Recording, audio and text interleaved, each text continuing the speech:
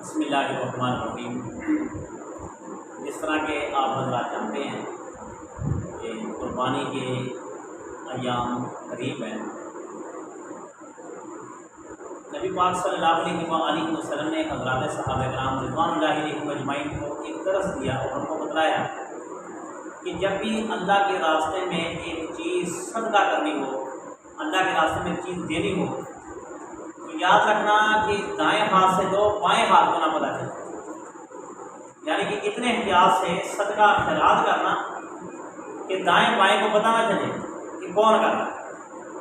اچھا، عموماً ایک چھوٹی سی غلطی ہمارے لوگوں کے اندر پائی جاتی ہے کہ جن کی وجہ سے قربانی کا ثواب ختم ہو جاتا ہے، مگر ہم لوگ سمجھتے نہیں ہیں۔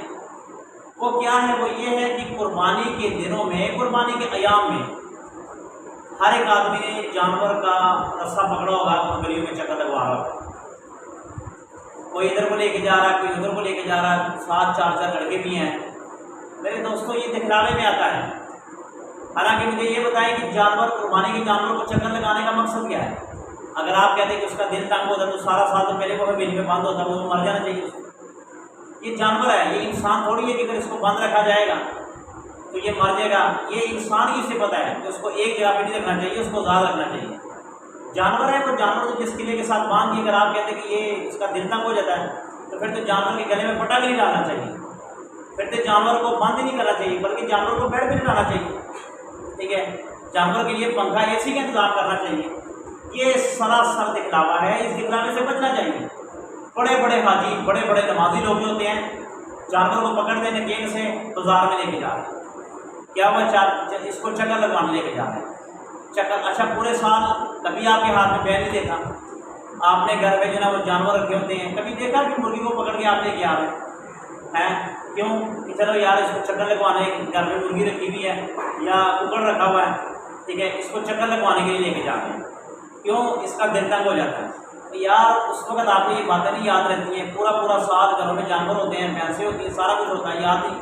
قربانی کے ایام میں یہ چیزیں ہمیں یاد آ جاتی ہیں، یہ آٹومیٹکلی یقین ہمارے دل میں دکھلاوا پیدا ہو جاتا ہے۔ کیوں پیدا ہوتا ہے؟ اس وجہ سے پیدا ہوتا ہے کہ جب آپ جانور لے کے آئیں گے تو آپ کے دل میں آٹومیٹکلی خیال آئے گا، یار لوگ میرے اس بچے کو دیکھیں، اس بکرے کو دیکھیں۔ حالانکہ نبی پاک صلی اللہ علیہ وسلم نے فرمایا کہ اللہ کے راستے میں دینے والی چیز کسی کو پتہ نہ چلے۔ قربانی کے لیے چیز لائے، چپ کر کے رکھو، کسی کو بتاؤ نہ۔ اگر وہ پوچھے تو بتا دو کہ الحمدللہ اللہ کی توفیق سے لے آیا ہوں، ورنہ بتانے کی ضرورت نہیں۔ میں 2 لاکھ کرایا ہوں، 1.55 کرایا ہوں، 1.30 کرایا ہوں، یہ نہ بتائیں۔ اللہ کے لیے دینا ہے تو اللہ کو بتائیں، باقی کسی کو نہ بتائیں۔ تو اس مذموم حرکت سے بچیں۔ اللہ سے دعا ہے کہ اللہ تعالیٰ ہماری قربانی کو اپنی بارگاہ میں قبول فرمائے۔